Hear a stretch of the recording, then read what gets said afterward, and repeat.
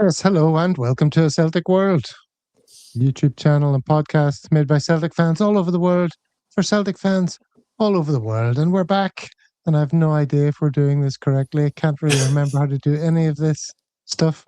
Can we hear from Brian and Stephen just to check that they're alive and hearing me? Stephen, you go first, sir. Yeah, I'm alive. Barely hanging on there. Another year older. Another year less wise, I think. So, but yeah, can you hear me all right? 100%. It seems we can all hear and see each other. I couldn't hear the theme tune there, rather disconcertingly. So, not sure why that was. Could you? I heard it. Yeah, it was all right. All right. Okay. Well, as you can tell, we've been away. And I hope whoever's tuning in, and there may be a few, I can see a few comments in already. Hello to you all. Long time no see. What about yous? I hope you're not tuning in expecting to see a well-oiled machine that's been hard at work training and, working on the finer points of our game. This is more like a pre-season friendly for us. I think it's fair to say. All a bit ropey. Yeah. Tell us about the volumes if you need to. Whose volume needs turning up? Whose needs turning down? I haven't even checked what mine is in StreamYard. But in the meantime, I'll throw it over to Brian first of all, because it's summertime where you are, Brian. I'll see Morrissey in Glasgow, so I'm hoping to maybe try and get a game in. But no, great, just dead relaxing, watching the World Cup. Really glad to be back. I'm like a kid in this, Christmas Eve here, waiting on the hoops coming on. Just can't wait. Loving to see. Can't wait to see Casper Hugh. I think that's his name, or Hugh. I don't know. Whatever you, Gav, you'll keep us right, I'm sure. Yeah, I haven't worked all that out yet. I can't really rant about pronunciations until I sort of know what. I think it's Hugh, or who. I think Hui. I'm going to end up saying Casper Hui, I'm pretty sure. Aren't we, Stephen? Yeah, I think we probably will. I was like Brian, I was waiting on your final verdict on the pronunciation before I even attempt it. So for now, he's just going to be Casper. Until I get, knock, knock. Until I get it. Knock, knock. Knock, Who's knock. there? Casper. Casper who? Well, Brilliant. No, I was going to maybe he left as overweight goalkeeper. Casper who? There we go. Yeah, good. So it's good to be back. It's been a minute since we've connected, so it is good to be back. Can't say I didn't enjoy the summer. I did enjoy it very much. We no Celtic to get het up about and get no gnashing of teeth or anything like that. I've enjoyed, like Brian, I enjoyed the World Cup. Unlike you guys, we did have a team there, so that was good. We had Cape Verde there. We had representation from Cape Verde. Cape Verde, yeah, he was the man. They took a point off both finalists, didn't they? Mm-hmm. They did, yeah. So yeah, I enjoyed the World Cup. I think Scotland did okay. I think there was a bit of an overreaction when they went out. I think they were quite unlucky with the draw. Yeah. They drew two top 10 teams in the same group, and it was always going to be hard. They weren't particularly brilliant, but I don't think they were that bad either. So I did enjoy it. Concerts wise, I went to a concert last weekend to see Peter Hook in the Light. Lovely. Brilliant. If you remember the old bassist from Joy Division in New Order. So that was really good. A bunch of guys the same age as me. There was a lot of baldy heads there, I have to say. That's all you could see when you looked through the crowd. But it was really good. It was a good show. Just ready to get back into it for a new season, for a Flag Day night. Flag night. It was really a ridiculous decision to be doing the flag ceremony on a Monday night, for God's sake. But anyway, we'll get in about it and we'll chat about it. Well, we'll also chat about the draw. Mick is keeping us up to date here. Up to date. Yeah, so we're going Lask. Lask Linsk. Yeah, at least it's not I thought we were going to get Kairat Almaty again. was sort of hoping we were going to exercise that ghost, but no, I'll take last. Well, I'm glad we've avoided Viking Stavanger, because I don't think we'd have beat them. It's as simple as that. I think they'd have put us out. A good team who obviously finished in front of Bodo Glimt to the Norwegian League title. So you wouldn't have been happy drawing Bodo Glimt at this stage. So you certainly wouldn't have been happy drawing Stavanger. But I'm sure we'll chat a bit about this as we move through the show. But I don't think we can be particularly confident about beating anyone, really. So we'll have to take this tie very, very seriously, and let's hope there's a bit more movement in the transfer market before that first leg, which they're telling us is at home. First leg at home. Yeah. Never good. And this question of whether or not we qualify for the Champions League is particularly important to people in our situation, Stephen, because we want Saturday night games, not Sunday night. Yeah, we Please do. God. I mean, that changes the whole season. Yeah, it does. I mean, we've got enough. As you know, I'm up at 4:30 tomorrow morning to watch the Dundee game, and we get smashed with ridiculous kickoff times anyway. These tea time on a Saturday kickoffs seem to be more fashionable now than they ever have been, and they're just killers for us. Albeit it's their own fault for moving down here, I suppose. But yeah, you don't want to be playing on Thursday, Sunday, and it's a real advantage in the league, certainly in the first half of the league, if your games are mostly on Saturday. So it really is super important for a bunch of reasons that we get to the Champions League. But I think someone's forgot to mention that to Michael Nicholson, Chris Mackay and Dermot Desmond, who don't seem to have got the memo about how important this is. And you could genuinely say this is the most important game of the season before we've hardly even started. But we've been in this situation before, and it's not really a surprise, to be honest.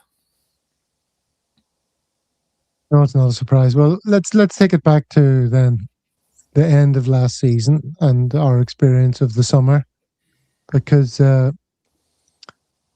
well, to me it was like such an exhausting end to the season and leaving on a real high, and all we did was talk about what a massive rebuild was ahead of us this summer, and we were expecting activity to be through the roof, and we were promised that, weren't we? And Brian Wilson even came on and kind of told us relatively early on it was going to be a busy time.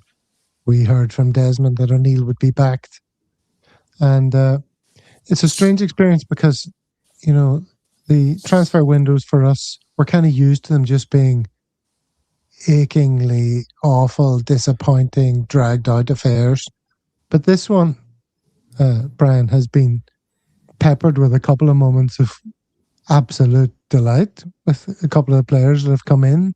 Like, I don't know about you, but I can still barely believe the two strikers that we've bought and how good they could be. Yeah. But now it's kind of dipping back into familiar territory where things are dragging on again, and what is going to cross the line and when. So the emotional roller coaster has continued. Yeah. No, I mean, we haven't had a striker and God bless Dyson, and he's away, and we give him all the love, but we haven't had it's the first time that I've been excited about a player coming to the club since Sutton. I mean, usually we buy guys, and even when you look back to, I'd never heard of Nakamura before we got him, and I never heard of Massimo Donati and all these guys. But this is the first, proper player that's in his prime who scores goals. He knows how to score in Champions League. He's a proven goal scorer, and that's all something. I mean, I was listening to a podcast. I can't remember if it's E. Timms or something. But they're talking about the first Kairat Almaty game, and we didn't even have hardly a shot on target. I think now O'Neill wants to get the games won, and I have a feeling tonight that it could be, if things go to plan. I wouldn't want to be Stephen Presley, put it like that. I've high hopes for this evening, although we're a bit shaky in the old defence. But yeah, it's brilliant getting those guys in. Duran looks hungry. Casper, Hugh, or who it's just quality. I mean, he could have went to the Premier League. How we got him, I don't know. I mean, somebody must have done a job on him. And fair play. There's rumours out there that Martin resigned, and he says, if you don't get me a striker by blah blah blah, and then next thing you know, the big lad comes in. So I don't know. Maybe we need a wee bit more of that from Martin. But certainly we're in a position that we have a striker. We haven't had, haven't had a striker in years.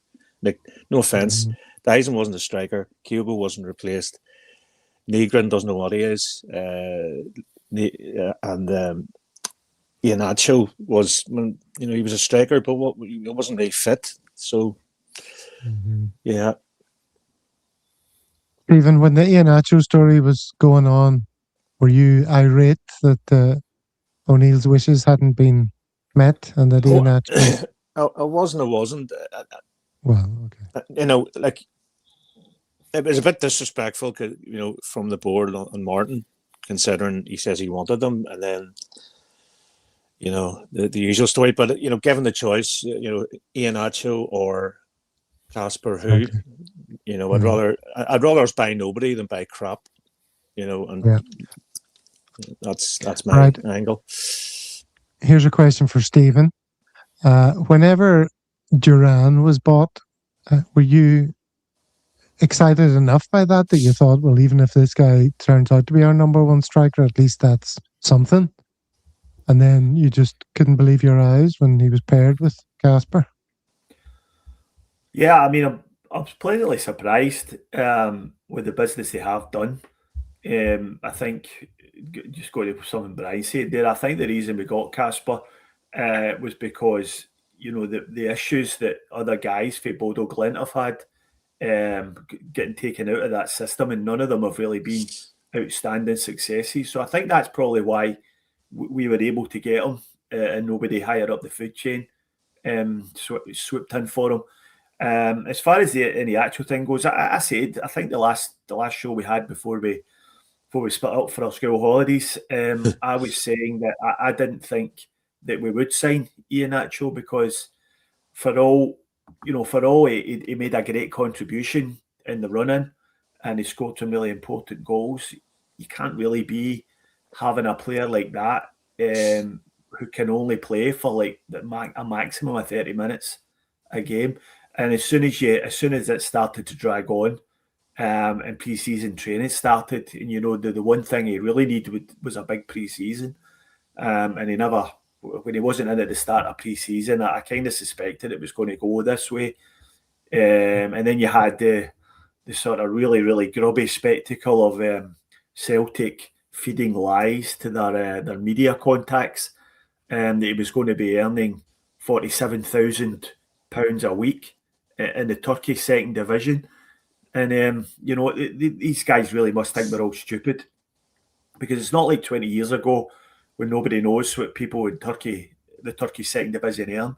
Like a 10-second Google tells you that the average player in the Turkey second division is earning between £5,000 and £10,000 a week. So there was never any chance that he was earning that. And of course, before you know it, the chairman of the club he signed for was out in public saying he'd signed for like round about 20,000 a week, which is still a lot of money for the Turkey second division, but not even half of what that Celtic had leaked out that he was going to be signing for. And that's sort of typical of our board, typical about how they approach comms with the fans. They obviously think we're all stupid, but I'm happy with the two striking options. Happy with Duran. I think he looks a good player. He looks got a bit of pace. He knows how to finish, and he scored goals at the Champions League level. The same goes for Casper Ho as well. I think he showed he can score goals. He's big, he's physical, and that's something we've lacked for a while now. So happy with the signing of those two guys, but there's so much more work to do. You can't just rest in your laurels there. I mean, as been said many times, it's all well and good having a great penalty box striker like Casper Ho, when there's a ball sailing over his head from a Taneki cross. going out for a shy. That doesn't help anyone. And we've got so many issues to address in the rest of the team, and that's before the impending departures. I think it's hard to be really excited about the two guys we signed, albeit they both look very good players. So much work to still be done. We're already behind the 8 ball. Pre-season is now finished officially, so anybody coming in now has missed pre-season. And we've got, I think, 2 weeks now, maybe even less, until the Champions League signing deadline. So we have to see how it goes. I'm intrigued to see how they line up tomorrow morning here in Sydney, just to see what sort of how they're going to cope with having no Daizen Maeda there, whether or not they're going to start Engels and AJ, considering both of them have got one foot out the door seemingly, and what the midfield's going to look like. Whether Oxlade-Chamberlain's going to start in there, or whether it's going to be Luke McCowan from the start. None of these options fill you with much confidence, but that's the sort of things I'm looking forward to seeing. All right, let's use some imagery then to give us a bit of structure to the chat. Probably should have had this one up before. This was the thumbnail for today's show. That's the Celtic Cruiser there, that famous car in the States. On the road to who knows where, Brian? Maybe, what's his name? The wee defender who went to Greece. His suit might be the answer to that. Greggy. Yeah. I'd rather have Will Ferry himself, personally. Don't like to go back. What did his suit remind you of, and how does it tie in with this image? Great Expectations. Oh. No. On the road to... Nowhere. Oh, yeah. Oh, yes. What do you call him? Talking Heads. David Byrne. Yeah. Here we, Greg. Yeah, so, we don't really know where we're going. But we don't know where we've been, etc. Because the picture is kind of messed up at the moment. Great strikers, still tons of work to do. Nobody knows what way it's going to shake out, when players are going to come in, and the massive game hanging over the entire season coming up very soon. So it's an exciting time, but we definitely wish we'd be further on than having just signed these two guys. Anyway, that's we've already taken a moment to sing their praises. Camilo Duran. I see some people asking about music, Brian. I have to say, I'm unlikely to go for the obvious choices when penning tunes about either of these two players. Yeah. It's not going to be Duran for him, and it's not going to be Who Are You by the Who for Who. It'll have to be something a bit more left field. I'm sure you'd expect nothing less. One of the funniest things I heard about Camilo Duran was the point that was made. He's Celtic's first Colombian player, and the closest thing we've ever had to a Colombian is Anthony Stokes. Yeah. Brilliant. Well, that was and of course, there's Casper. Hopefully, we'll be seeing lots of his peacock celebration that he does when he scores goals. Quite a lot of our fan base, Stephen, are heartened by the fact that he's a believer. He found Jesus. Does that make you love him all the more? Not really, no. Good for him. If he's found something to get excited about. Did you say, was that believer or believer? Justin Bieber fan, is he? He's a Justin Bieber fan, yeah. Yeah, no, I believe he found God after having a bit of a troubled period where he was getting into a lot of bother. Maybe a bit of issues with drinking that. So if that's what it takes to get him on the straight and narrow, then good. So we need to find out he's a Catholic, obviously, though. If he's not a Catholic, you can't be unbelievers there if they're Protestants. Depends what praying he's doing. It depends. Yeah, is this Duran we're talking about, or Casper? Casper's the holy one. Holy Joe. I think I've noticed there's a crucifix on Duran's neck or something, so he would Oh, be. well, he's bound to be as well. He's bound to 'cause be. Yeah, he'll be. Yeah. He's got to be a Catholic. That's a given. I mean, that's a given. He's coming with full papal certification. So that's all. That's locked in. Yeah. All right. So then let's talk about the other players that we're being linked with. Now, news could break tonight or tomorrow that some of these deals have, really stepped forward, and that's what we're hoping for. Let's be honest. Let's talk about this guy first of all. This is the Lithuanian fella, Ginaitis. Is that his name? Yeah. From Torino. Stephen, do you know much about him? I don't know much about him over and above what I've read the last couple of days. The sort of, I'm not one for digging really deep into players' data and all that, especially guys we are linked with, because 90% of the time we don't end up signing them, and it's all about a waste of time. So the thing that made me sit up and take notice of him was that they reckon he's going to cost them between 14 and 15 million.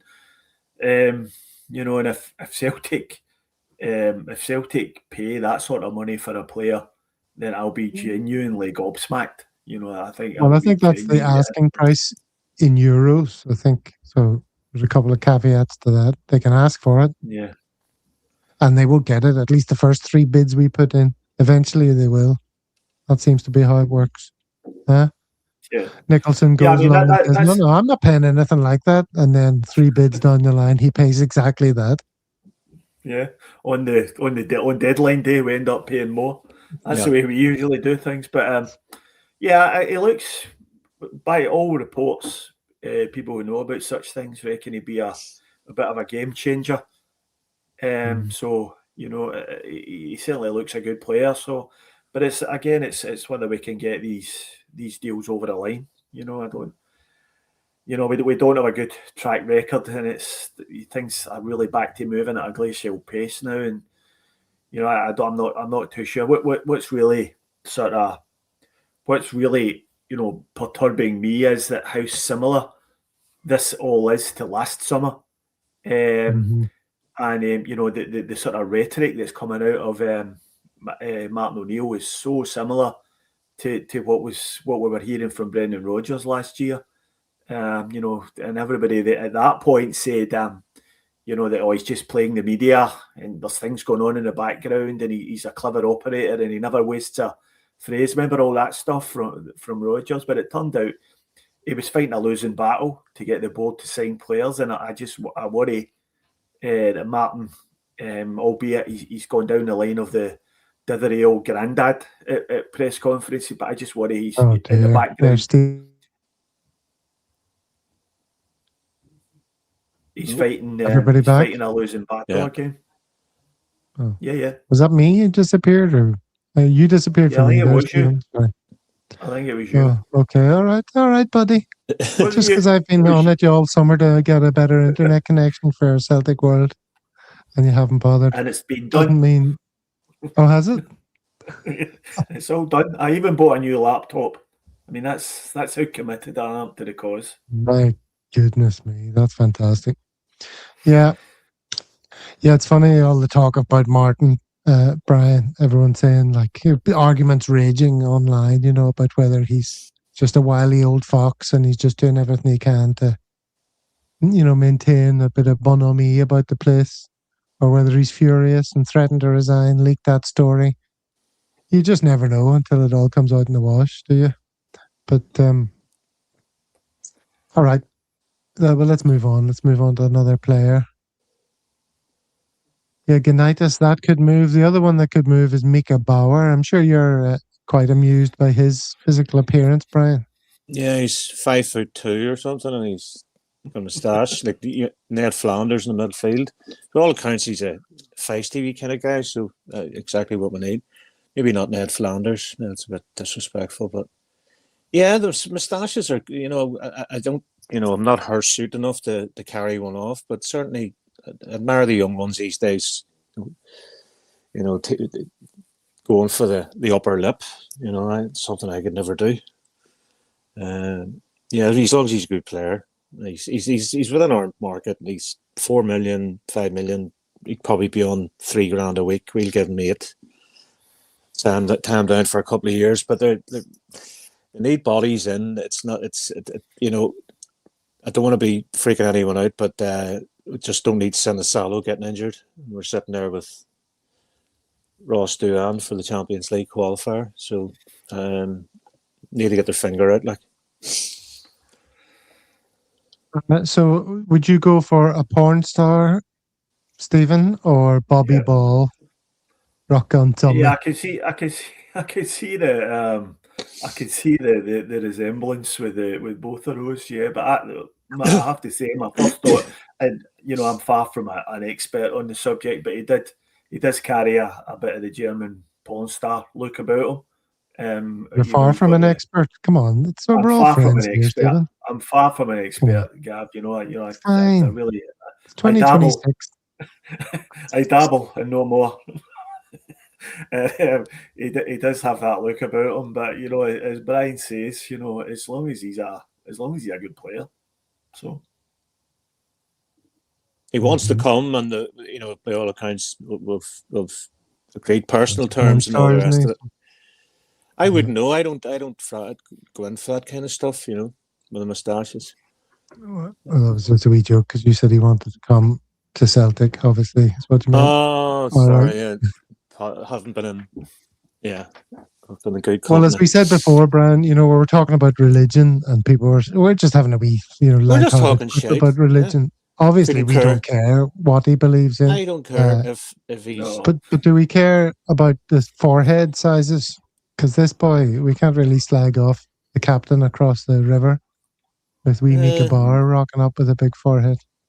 As long as he, you know, gets the forehead on the ball and gets it into the back of the net, who cares? Couldn't care if he looked like your man out of the Goonies. You remember your man Mastorovich, God love him. He was an ugly child, but here he worked, put the hoops on. He was shit, like, but you know, he tried. I mean, the thing is, though, we've been seemingly close to signing this guy for how long now? I mean, it must be going on for about a month now, and you know, the word on the street was we were 100, you know, 300 grand apart in our valuation, and we just wouldn't budge. And he's out of contract next summer, and you know, Celtic, you know, Knuckles Nicholson, the legendary Celtic PLC hardman, obviously thinks he can you know, he can throw his weight around here and get this guy for cheap. I think they're probably hoping that Bauer sort of forces that he seemingly wants to come to Celtic, and that he forces the move through himself. But you know, I don't really.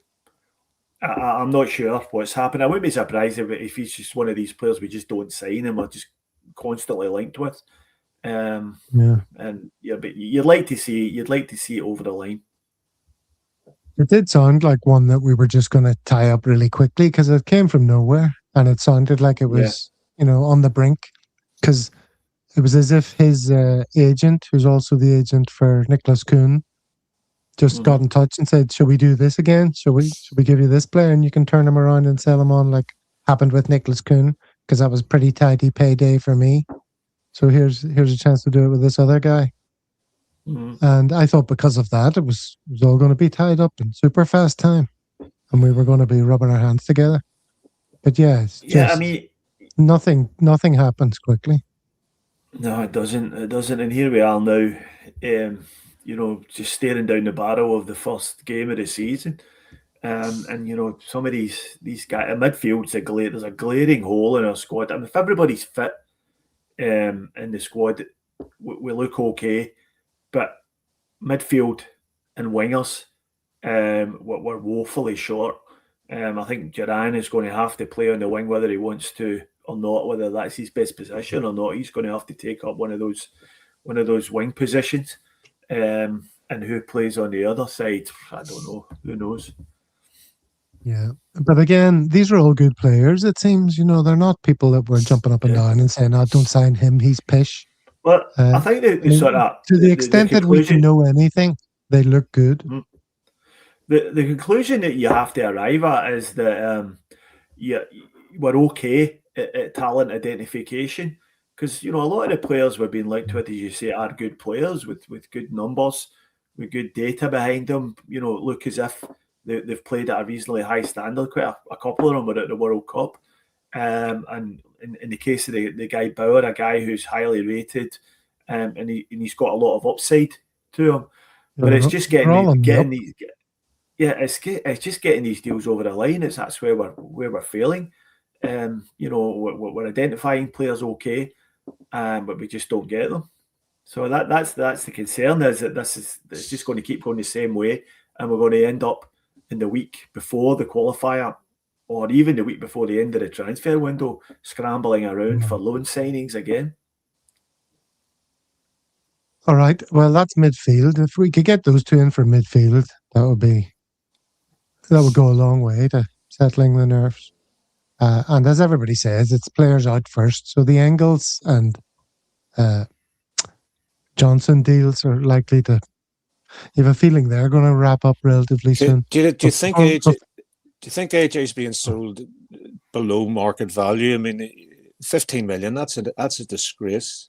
If we accept that for him, that's an absolute disgrace.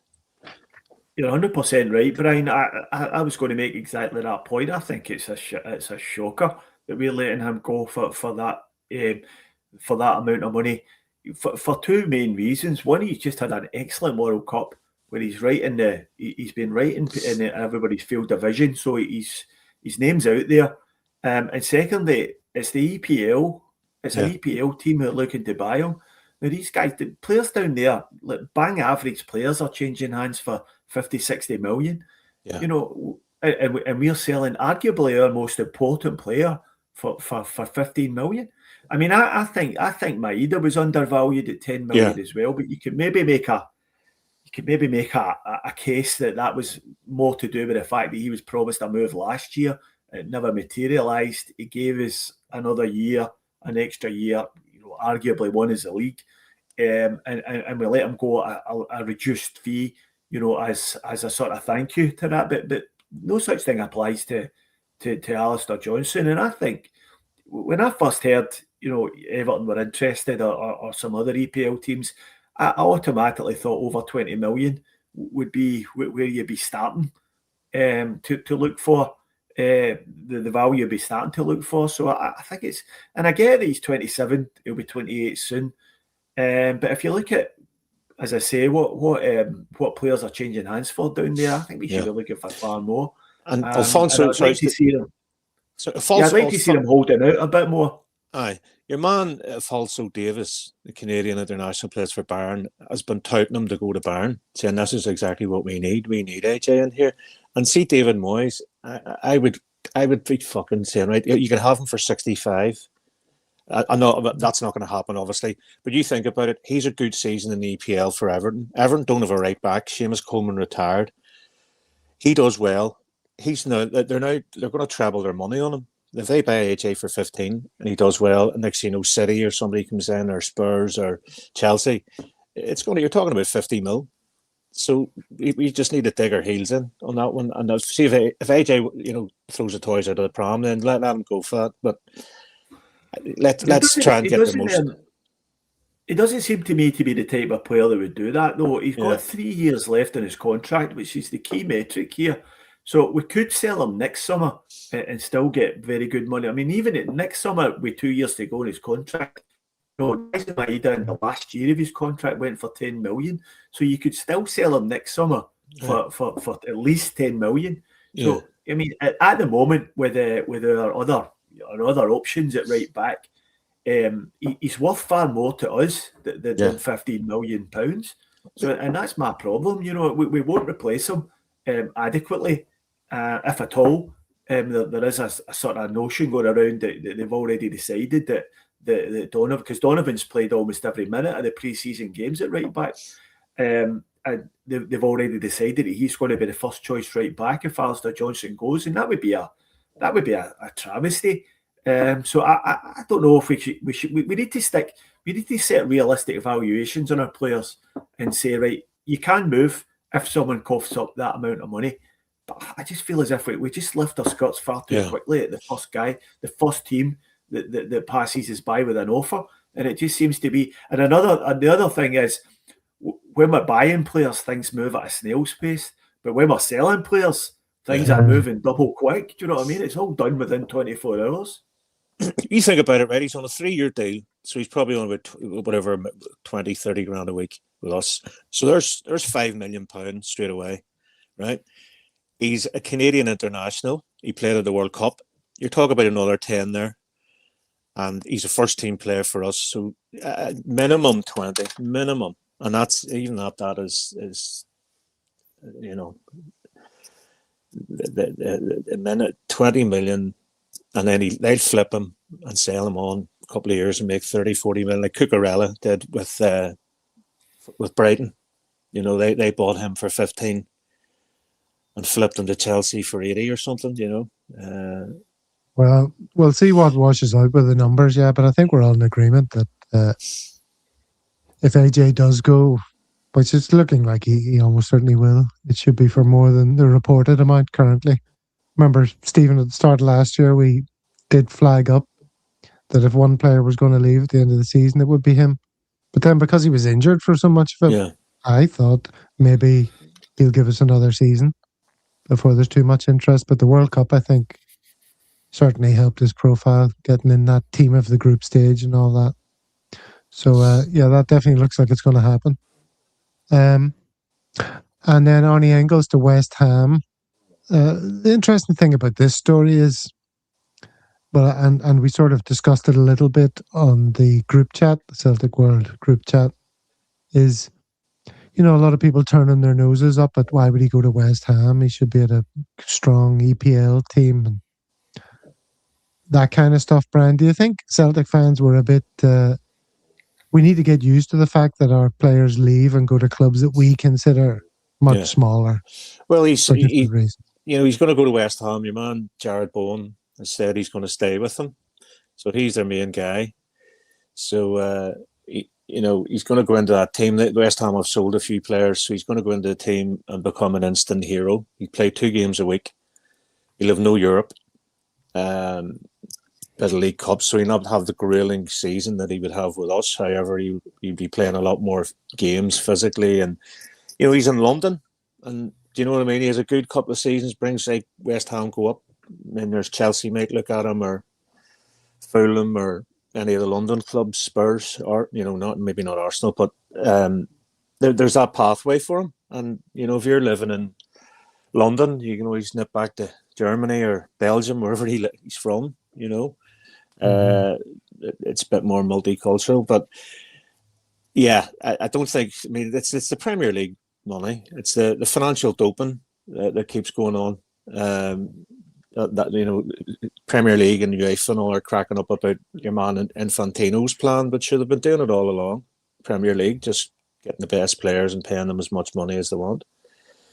So fair play. He could probably go down to the league below, like Leicester, and probably get more money than he does at us. But he's a good player. I know Paul loves him, and to me, just you're sort of waiting on something happening. I think it's a good time to sell Engels, and if he wants to go, goodbye, all the best.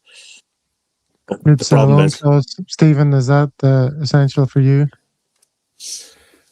Yeah, I mean, definitely, because I think he'll go. I think he'll move again. I honestly couldn't care less where he goes, as long as the money's right.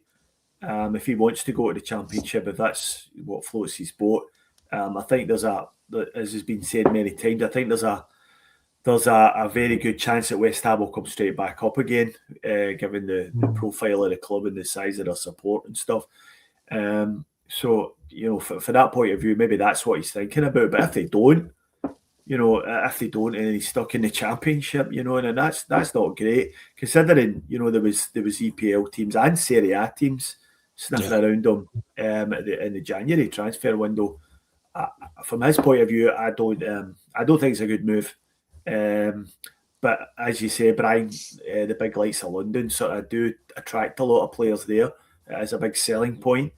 And maybe that's what he's thinking. But for me, I would be, if if I was him anyway, I'd be holding out for a move to one of the top 5 leagues, because I think Forest could be back in for him again. You never know, and certainly the Serie A teams might come back in for him, and that would be much preferable to playing in the English Championship. And the same goes for Dyson as well. I had said at the time that I thought the move to Ipswich for Dyson was a pretty poor one, because the chances are, if the last few seasons are anything to judge by, Ipswich will go straight back down again. It's a real struggle for Championship teams to stay in the EPL. And if they do, he's going to find himself 30 years of age playing in the Championship in England. And from there, it's difficult to get. That's a situation it's difficult to get out of, because he's not really got any sell-on clause about him or anything like that. So he might find himself in a fairly bad situation. So I think he jumped too quickly. I think he should have held out for a team slightly higher up the food chain, maybe a mid-table EPL team, or even a team on the continent somewhere. So I think he'll live to regret that one. But as I say, I really don't care where they go, as long as we get the correct money for Engels, and as long as we do have a good sell-on clause, if he is a success when he moves next. I think we're also missing a trick about shopping locally. Why can't we go for Will Ferry from? I mean, there's bound to be other midfielders, and I know Will Ferry's obviously a right back or left back for Dundee United. He's a big physical guy. He can throw he's a good long throw. But why can't we pick? What happened last Wanisi? Remember, we were looking for him. Motherwell look as if they've had a good start to the season, and don't turn our nose up at what's on our door. Yeah, I thought people like Elliot Watt were going to be in the door early doors this season, just to get a few numbers in, and then we wouldn't be scrambling around panicking at this stage. At least we've got some bodies. Do we have enough Scottish players for the Champions League quota? I don't think we have, because we got rid of Stephen Welsh. He's gone. Who else have we got? We've let a few of the young lads go on loan.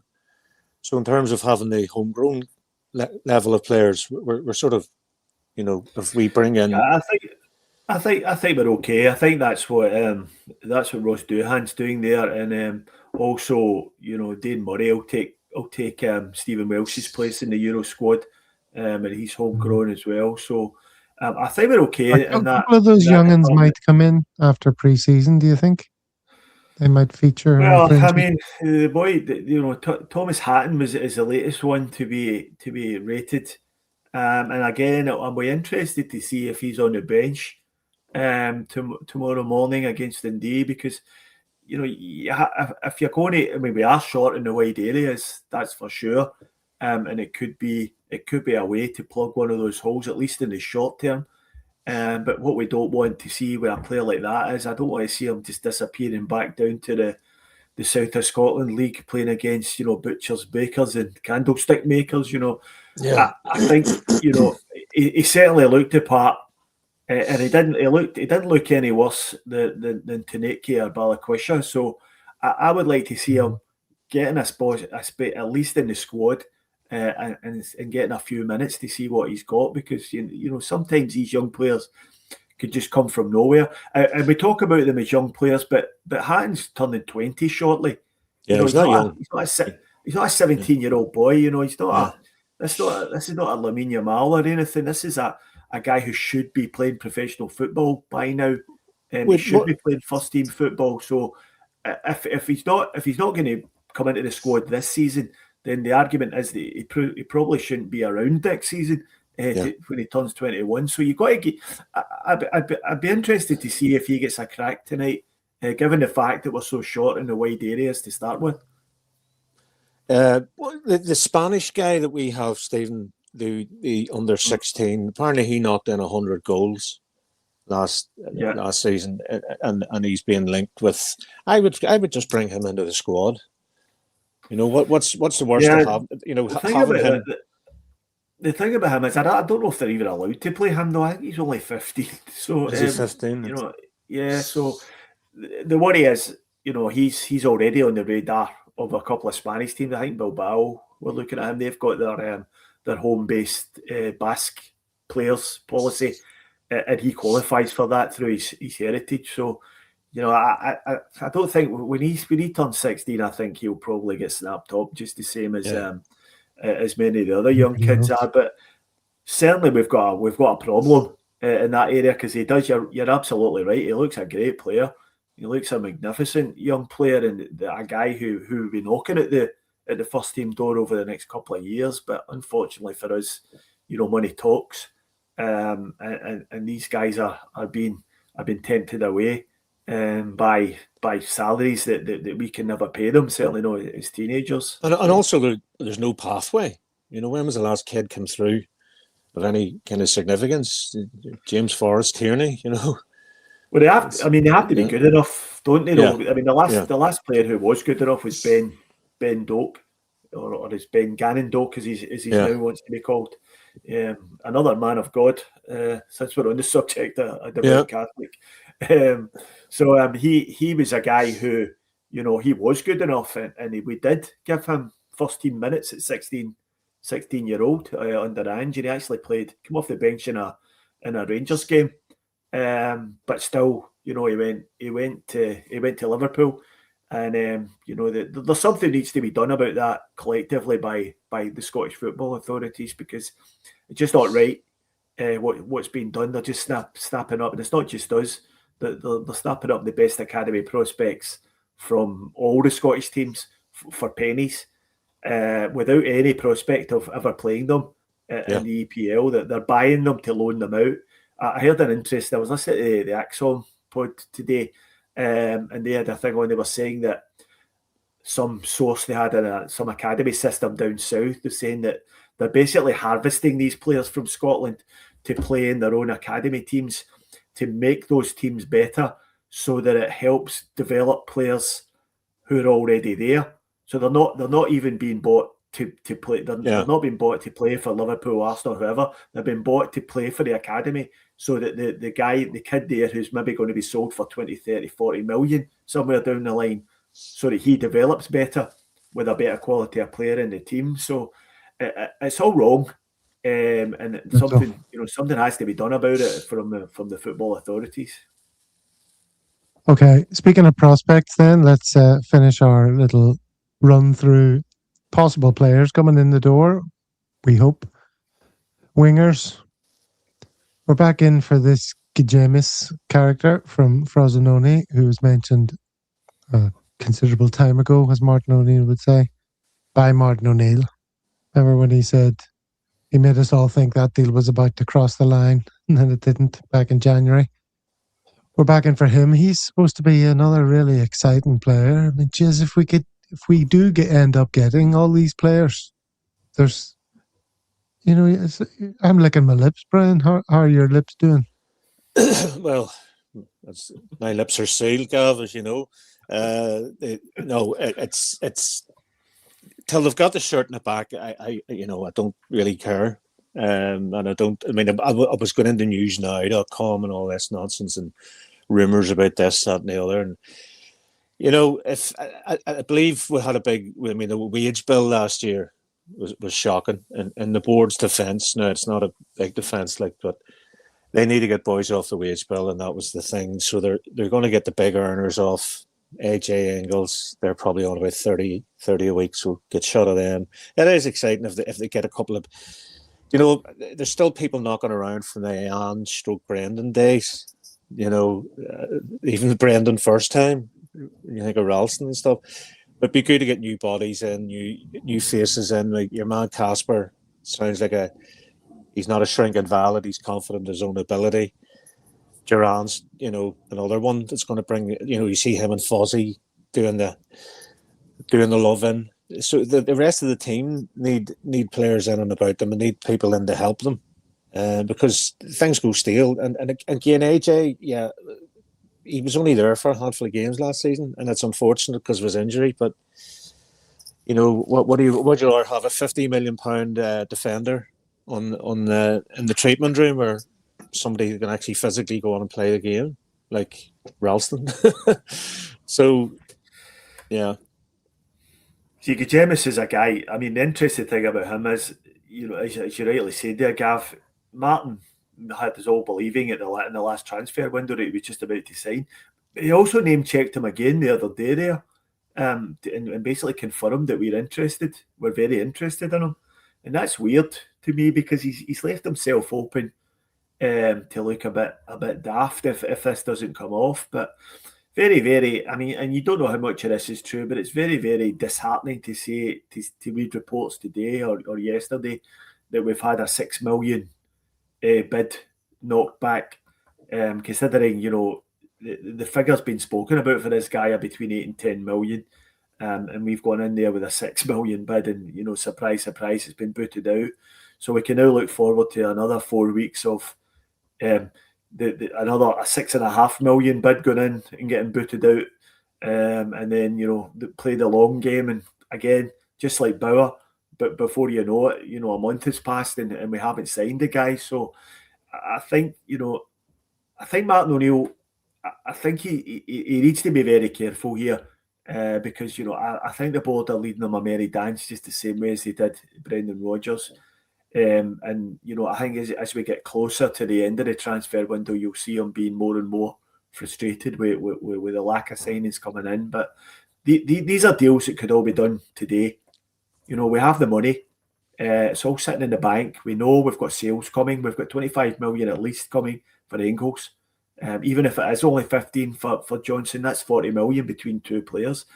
And that 40 million wraps up all the signings we've spoke about tonight with change. Yeah. And we could still come out of the transfer window and profit, having all the players we've spoken about. We've all agreed that they look like good players.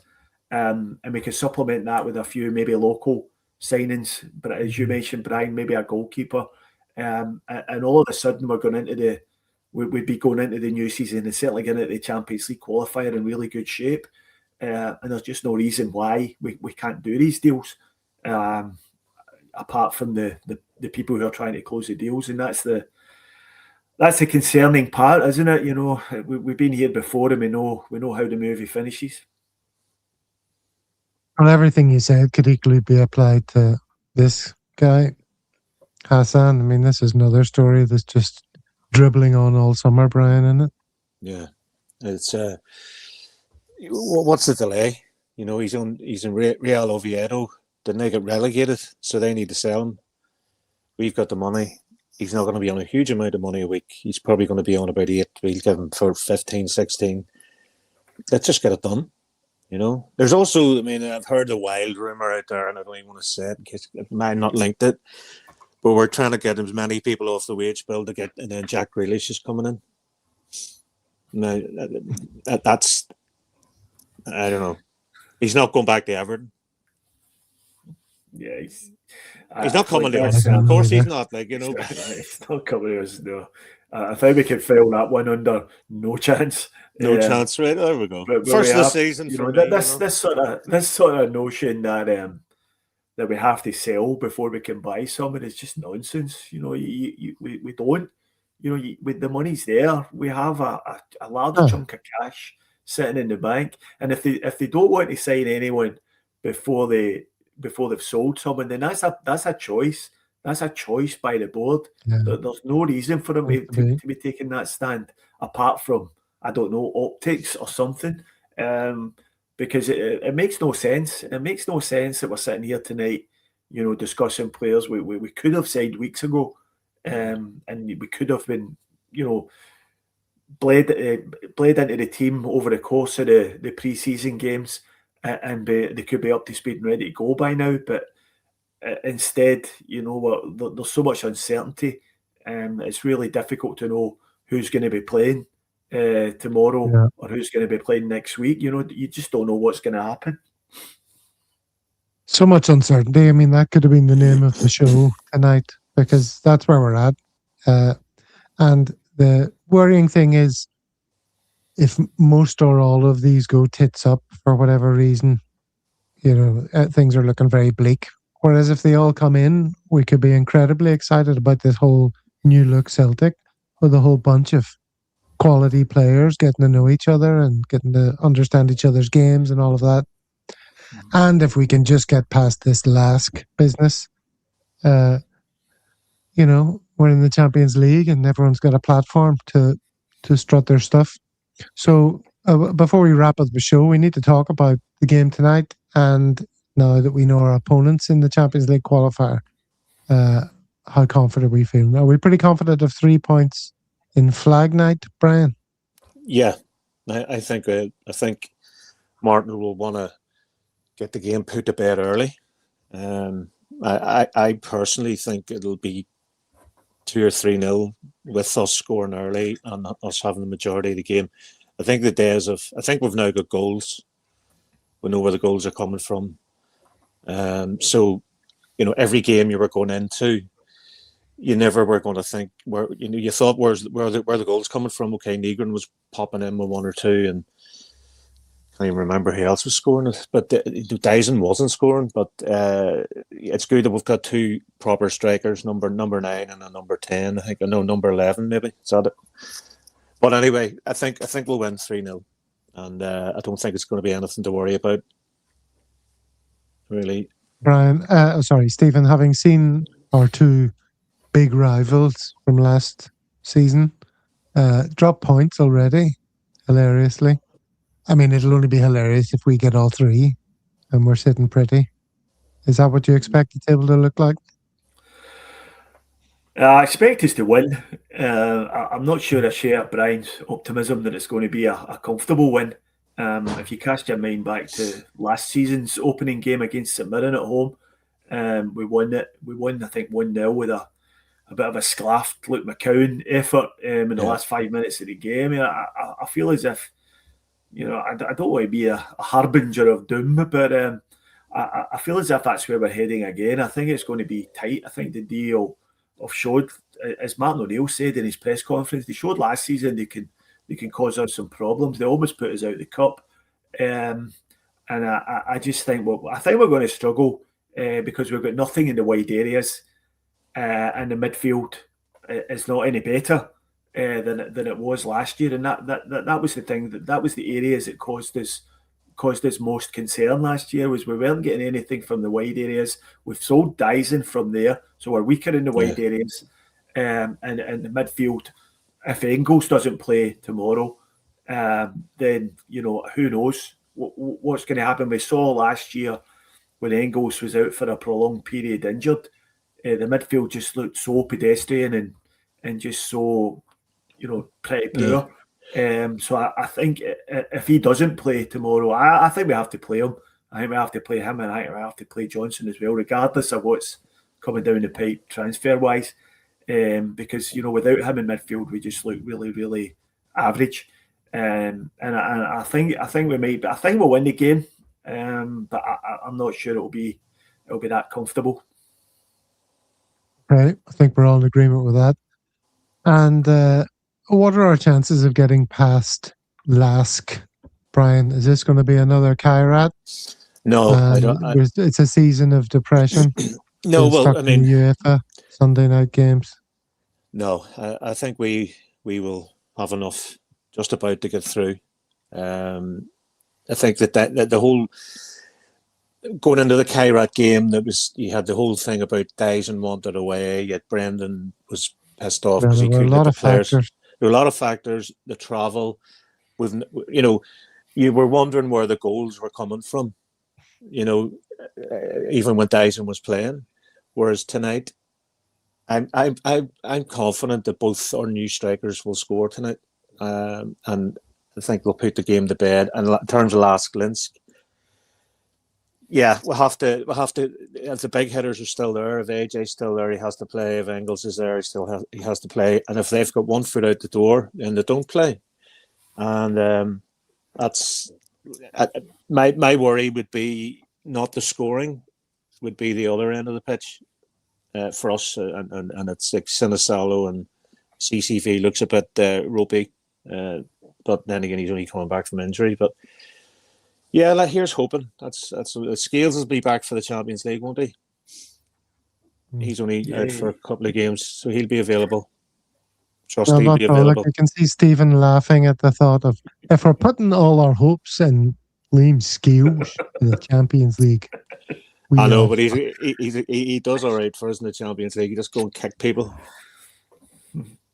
He does. He wins Man of the Match awards and everything. And KT, you got to remember, KT, you're saying about where's these balls coming from? They're coming from Kieran Tierney, Casper Ho. We've now got people who can do something on a set piece. We've a set piece coaching. Watch tonight, lads. There'll be a couple of goals coming in from corners. I'm going to put a bet on, so you know not to do it. But I think we're a different beast this year, albeit we're a wee bit weaker in some areas, but we're sure as hell a lot stronger up front. We've more front than Brighton. I'm telling you, we've got good lads up front, and hope to God they don't get injured. Stephen, there's a lot of negativity in the comments about our chances against Lask, and they're not without merit. You know, you can understand. Yeah, I think we're no more than 50-50 to get through the tie. I would say, and that's without, that can change depending on how many players we bring in between now and then, and how quickly we can get them integrated into the squad. But as things stand just now, I think we're 50-50. I think we played Sturm Graz in the Europa League last year, and we beat them at Celtic Park. I think it was 2-1.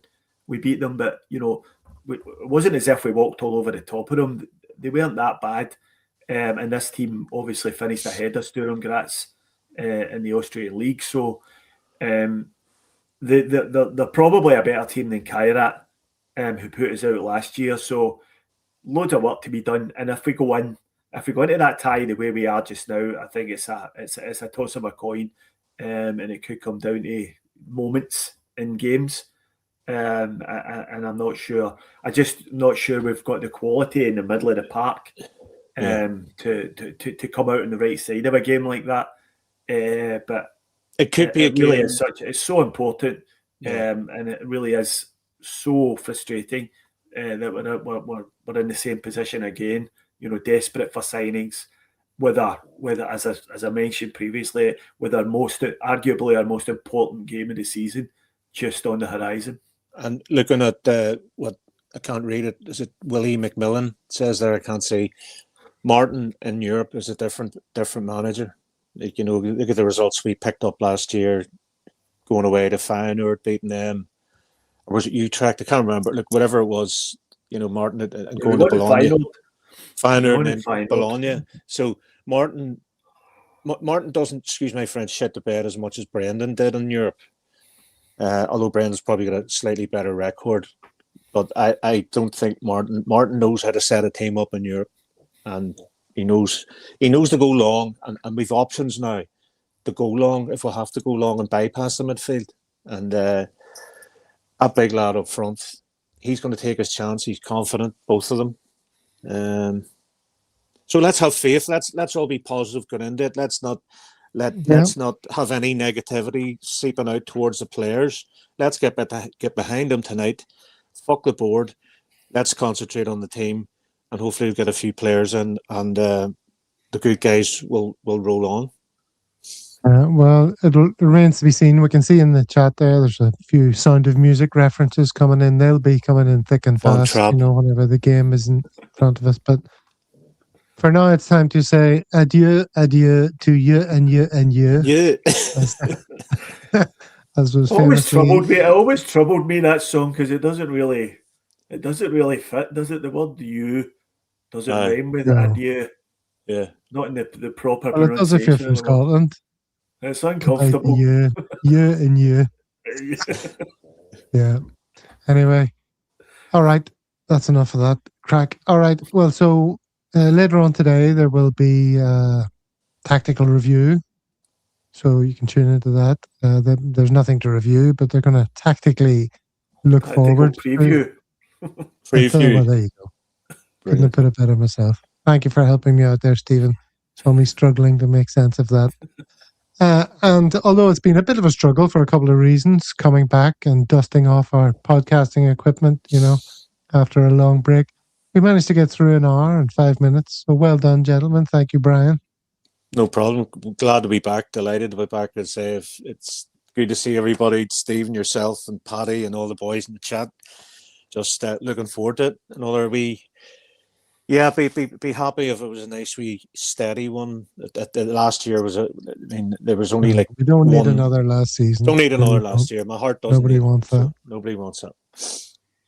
Stephen, thank you for joining us and sporting your Bose top that was featured in the comments. People bigging up your representation there. Yeah, if anybody wants to, anybody's still partaking in the Not Another Penny campaign, which I am, it's a decent alternative to buying a Celtic top. If these Bose tops, if you buy them, part of the revenue goes to a good cause. In the case of this top here, it's a community music initiative in the Jenin refugee camps in the West Bank in Palestine. So if you are looking for a new jersey to buy, have a look at the Bose store. They've definitely got plenty to choose from. They produce the only team in the world that produces more jerseys than Celtic. Mm-hmm. Brilliant. Very good. All right, lads. Well, until we're back again on Thursday, but I won't be seeing either of you then, but maybe next Monday. Anyway, for everyone who's been joining us back in the comments there, who's come back to see us after all this time, we very much appreciate you being here. Forgot to say like and subscribe, as I always do. There's Michael Ross doing it for us. Hit the like button, and if you haven't subscribed and you've been with us to the end. And no adverts. Many adverts it makes happened. sense. Many adverts happened during this. Zero adverts. There's no adverts during our shows, recorded or live. Yeah. Not a single advert. Nobody owns us. All right, let's wrap it up. See you next time. Thanks, lads. Hail, hail. Hail, hail. Thanks, hail, hail.